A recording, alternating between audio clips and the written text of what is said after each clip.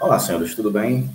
Vamos para mais uma videoaula, dessa vez para poder a gente finalizar o conteúdo teórico que ficou só um pedacinho faltando na aula passada. Então, a gente estava falando de trabalho, né? O trabalho de forças especiais, e aí a gente parou na hora de falar do trabalho da força elástica.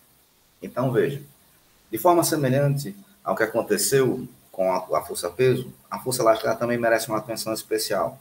Aí lembrando que a força elástica, como a gente já viu em aulas anteriores, ela é uma força que ela não obedece à segunda lei de Newton, porque ela não é uma força constante, uma vez que ela depende da deformação que está sofrendo a mola. Então, lembrando para vocês aqui, ó, se eu pego um sistema em equilíbrio, tá certo? Eu vou aplico uma força F, essa de verde aqui, que seria, no caso, a força muscular, a gente vai esticar essa mola, a gente vai dar uma deformação a ela, e aí a gente segura ela aqui. Nesse momento aqui, eu aplico a primeira lei de Newton, garantindo também que a força resultante é igual a zero, e aí eu consigo igualar as duas forças. Então, a força muscular, ela é exatamente igual à força elástica. E como é que a gente faz para calcular, então, a força elástica? Depende da constante da mola e depende da deformação que está sendo sofrida. Então, essa equação que está aqui, ela garante para nós que esta força, ela é diretamente proporcional à deformação sofrida. Por conta disso, então, essa força não é constante, certo? Então, ela não obedece a segunda lei de Newton. Daí, então, o que é que acontece? Como é que a gente vai calcular o trabalho dessa força, então? Temos que lembrar do que a gente viu ainda há pouco, quando a gente falou que se eu quiser calcular o trabalho de uma força que não é constante, ou seja, de uma força variável, a gente só pode fazer isso através de método gráfico. Então, é o que vai acontecer aqui com a nossa força elástica. Então, se a gente pegar um gráfico aqui e for analisar do ponto zero da deformação, eu tenho zero força elástica, e aí eu vou deformando a mola. Essa força vai aumentando de acordo com a deformação. Afinal de contas, a força elástica ela é diretamente proporcional à deformação. Então, o gráfico que a gente vai conseguir vai ser sempre algo desse tipo, como foi explicado lá quando a gente estava falando das leis de Newton e das forças especiais. Muito bem. Dessa forma, então, a gente vai preocupar-se, então, com o seguinte: eu preciso calcular o trabalho dessa força, o trabalho da força elástica. E, graficamente, eu sei que é numericamente igual à área. Então, a área da figura aqui formada, ela vai ser sempre um triângulo retângulo. E aí, então, vamos lá. Para calcular essa área, a gente vai, então, calcular como sendo base vezes altura, dividido por 2. De forma que a base vale a deformação e a altura vale a força. Como a força é dada pelo produto constante deformação, por isso que apareceu aqui, eu vou e substituo na equação, ficando assim. Base, deformação, vezes a altura, que seria a força, que é Kx. Então, está ficando um produto aqui, xKx, ou seja, melhorando minha vida aí, vai ficar constante deformação ao quadrado dividido por 2. Esta é a área da figura formada nessa figura. Como a área é igual, é numericamente igual ao trabalho, então o que vai acontecer, então, é que eu vou dizer para você que vai ficar assim. Trabalho da força elástica, ela vai ser dado por mais ou menos constante deformação ao quadrado. E por que esse mais ou menos aí? Tá certo? Então, observação 1. O trabalho ele pode ser positivo ou pode ser negativo. Tá certo? Vai depender de quê? Do que a gente estiver analisando. Então, o trabalho vai ser positivo quando a mola estiver voltando à sua posição inicial. Aí, como assim, professor, voltando para a sua posição inicial?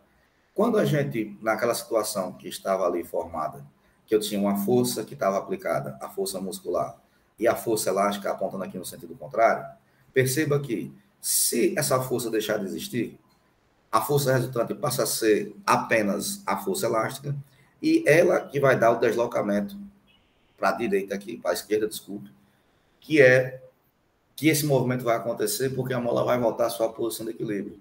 Então, fica positivo porque força e deformação apontam no mesmo sentido, ângulo formado é igual a zero. Tá? Então, por isso que o trabalho fica positivo. Caso contrário, ele vai ser negativo quando a gente estiver forçando a mola a sair da posição de equilíbrio. Aí, como assim? Mesma situação aqui, a gente vai, enquanto a mola está sendo deformada, tá certo? Ou seja, ela está saindo da sua posição de equilíbrio, ou seja, eu estou aplicando aqui a força muscular, a força elástica ela está apontando no sentido contrário, mas a deformação está acontecendo para a direita. Então, observe, ângulo formado de 180 graus. Ou seja, cosseno dá menos 1, por isso que fica negativo. Então, para resumir nossa história, a gente pode colocar o seguinte, ó, o trabalho da força elástica ele vai ser calculado como sendo positivo ou negativo, produto constante de deformação ao quadrado por 2.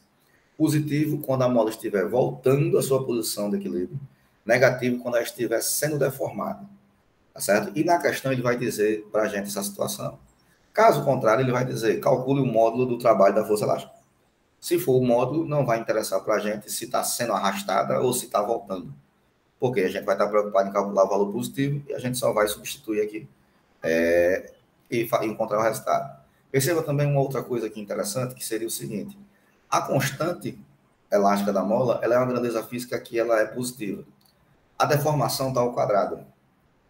Então, ela sempre vai dar um valor positivo, esse valor ao quadrado aqui. Então, eu vou ter sempre uma multiplicação de dois números positivos. Então, matematicamente, essa equação só dá valor positivo, tá certo? Vai aparecer o sinal negativo quando a gente der a interpretação física de que a mola está sendo deformada. Caso contrário, você vai substituir os valores e vai encontrar o valor dela sempre sendo positivo. Tudo bem? Aí, observe. Vamos fazer um exemplo para poder a gente ver como é que funciona isso na prática. Então, bora lá. Bom, um corpo de 4 kg está apoiado em um plano horizontal liso. Ele comprime uma mola em 20 centímetros. Então, vamos tentar ver o que está acontecendo aqui. Eu tenho um corpo que ele está aqui deformando a mola, tá certo? Essa deformação aqui está sendo a deformação que ele está dizendo que está valendo 20 centímetros, tá? Então, é o xzinho aqui da gente. Aí, a mola tem constante elástica de 1.200 Newton por metro e é liberada. Quando é liberada, ela distende e empurra o corpo para a direita, tá certo? Então, perceba, essa mola está transferindo energia para o corpo para fazer com que esse corpo ele entre em movimento, tá? Então, determine o trabalho da força elástica quando a mola se encontra comprimida. Então, vamos lá. Grandezas que nós temos. Ó, a deformação é 20 centímetros, mas aí 20 centímetros a gente não pode trabalhar, transforma logo ele em metro, ou seja, a gente multiplica por 10 a menos 2 aqui, ou divide por 100, que é a mesma coisa, dá 0,2. Tá? A constante da mola está no sistema internacional, que aqui está escrito errado, aqui era para ser Newton por metro, e aí a gente vai utilizar a equação, tá certo? Mais ou menos kx ao quadrado por 2. Então, vamos substituir. Como a mola está sendo deformada, esse trabalho é resistente, ou seja, esse trabalho que a gente vai encontrar aqui é um trabalho negativo, tá? Então, vamos lá substituir para poder ver o que vai acontecer. Então, sinal negativo apareceu porque a gente interpretou fisicamente o que está acontecendo, a mola está sendo deformada. E aí a gente vai substituir os valores. Então, está aqui, 1.200 vezes 0,2 ao quadrado dividido por 2. Aí você usa a calculadora, tá certo? E o resultado que a gente vai encontrar vai ser esse aqui. Certo? Menos 24 joules. Perceba, esse trabalho aqui está dizendo para você que a mola está sendo deformada, tá certo? Então, a gente está comprimindo essa mola, tá certo? Nesse caso dessa questão aí. Certo? Então, veja, substituímos sem nenhum problema, sem nenhuma dificuldade. Tudo bem até aí?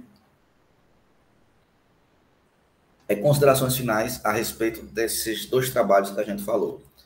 O trabalho do peso e o trabalho da força elástica, eles não dependem da trajetória. Assim como a gente discutiu na aula passada o peso, e estamos discutindo aqui a força elástica. Porque o que acontece é o seguinte, o que vai interessar para essas duas situações é a posição final e a posição inicial que o objeto se encontra. Então, em relação ao peso, eu vou estar preocupado com a altura que ele foi solta, certo? Lá em cima, e onde ele parou, tá certo? No caso da força elástica, vai acontecer do mesmo jeito, sendo que aqui a gente vai estar preocupado com a mola. A mola vai estar na sua posição de equilíbrio, ou ela vai estar deformada, esticada, ou ela vai estar comprimida. O que vai interessar para nós vai ser a posição inicial e a posição final que ela vai estar, ou esticada ou comprimida. Por conta disso, então, como esses dois trabalhos, eles independem da trajetória, a gente diz que esses trabalhos, eles são chamados de trabalhos conservativos, tá certo? Porque essas duas forças são consideradas forças conservativas. O que significa ser conservativo, professor? Só interessa para nós o estado final e o estado inicial do que aconteceu. Passos intermediários não interessam nessa nossa análise. Tudo bem assim? E aqui a gente finaliza o conteúdo teórico a respeito de trabalho de uma força. Tudo bem? Eu poderia falar para vocês algumas observações, como, por exemplo, a gente está falando do trabalho das forças especiais, mas aí a gente poderia lembrar, sim, e a normal? A normal, ela vai realizar trabalho, professor? Aí como é que seria o cálculo da força do trabalho da normal? Como a força normal, por definição, é uma força que ela sempre atua perpendicular à superfície, então o que vai acontecer? Toda vez que a gente estiver analisando uma situação que tiver contato entre as superfícies e tiver, por consequência, a força normal, você tem que lembrar do seguinte, ela sempre é perpendicular à superfície. Então, se esse objeto aqui, ele se movimentar para frente ou para trás, tá certo? Perceba que o ângulo formado sempre será de 90 graus. Isso implica dizer que o trabalho da normal sempre é 0 joule. Uma coisa que é bastante interessante, porque a força normal ela nunca influencia no movimento. Uma outra força interessante para poder a gente lembrar aqui seria a força atrito. Tá? A força atrito ela tem por definição ser uma força de contato que atua sempre tangencialmente à superfície e sempre contrário ao movimento ou à tendência de movimento. Então, se o movimento estivesse acontecendo, por exemplo, para cá, para a direita, a força atrito ela iria aparecer para nós aqui, para a esquerda. E aí perceba, a força atrito forma sempre um ângulo de 180 graus com o movimento, com o deslocamento. Dessa forma, então, se a gente fosse calcular aqui o trabalho do atrito, iria acontecer, ficará força atrito, deslocamento, sempre, vezes o cosseno, que nesse caso é 180 graus. Então, quer dizer que o trabalho do atrito, ele sempre é negativo.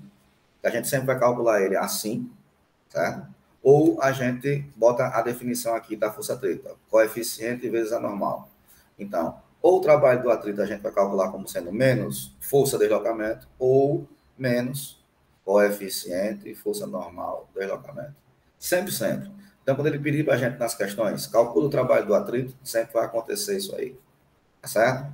Uma outra força interessante que a gente tem que lembrar aqui para vocês é a centrípeta. Aí, observe. A força centrípeta é aquela força que sempre atua apontando para o centro da trajetória. A gente, quando for estar de férias, a gente vai ter a oportunidade de trabalhar bastante com essa força quando a gente for trabalhar com os movimentos de rotações. Certo? Então, ela vai voltar. Por isso que a força centrípeta está um pouquinho escanteada nesse momento aqui, porque depois ela volta com toda a força mais na frente. Aí, observe. A força atrito, o que vai acontecer é o seguinte. Como a trajetória é sempre curvilínea, o que vai acontecer é que, quando o objeto que a gente estiver analisando estiver em movimento, por exemplo, a velocidade dele está para cá, ele está descrevendo um movimento aqui no sentido anti-horário, né? Ou melhor, horário está no sentido do relógio, né? Os controles do relógio. E aí o que vai acontecer é o seguinte, o deslocamento está acontecendo para a direita. E a força está apontando para o centro da trajetória. E aí observe, força e deslocamento fazem 90 graus entre si.